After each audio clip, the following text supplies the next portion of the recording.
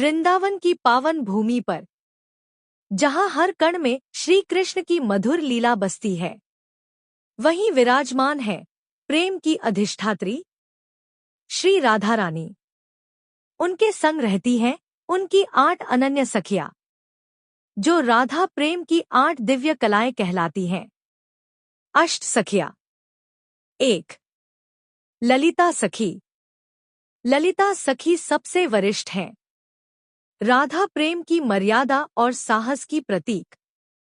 वो राधा जी की हर भावना को समझती हैं और श्री कृष्ण के सामने सदा राधा का पक्ष लेती हैं।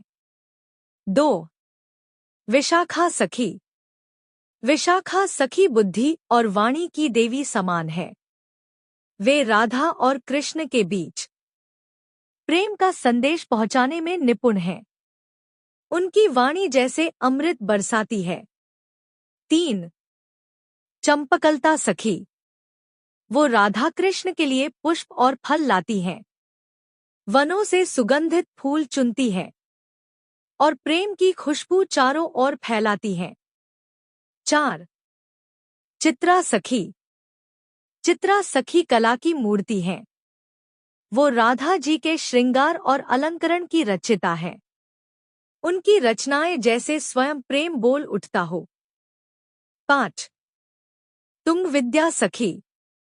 संगीत की साक्षात देवी, जो राधा कृष्ण के रास में राग छेड़ती हैं। उनकी वाणी में वेदों का माधुर्य और प्रेम की लय बसती है। 6. इंदुलेखा सखी। इंदुलेखा सखी बुद्धिमान और तीव्र हैं। वे संदेश पहुंचाने वृंदावन की पावन भूमि पर, जहां हर कण में श्री कृष्ण की मधुर लीला बसती है, वहीं विराजमान है प्रेम की अधिष्ठात्री श्री राधा रानी। उनके संग रहती हैं उनकी 8 अनन्य सखियाँ, जो राधा प्रेम की 8 दिव्य कलाएं कहलाती हैं। अष्ट सखियाँ। 1. ललिता सखी। ललिता सखी सबसे वरिष्ठ हैं।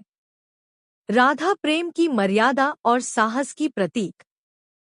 वो राधा जी की हर भावना को समझती हैं और श्री कृष्ण के सामने सदा राधा का पक्ष लेती हैं।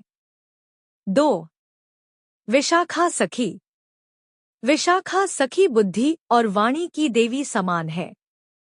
वे राधा और कृष्ण के बीच प्रेम का संदेश पहुंचाने में निपुण हैं। उनकी वाणी जैसे अमृत बरसाती है। 3. चंपकलता सखी।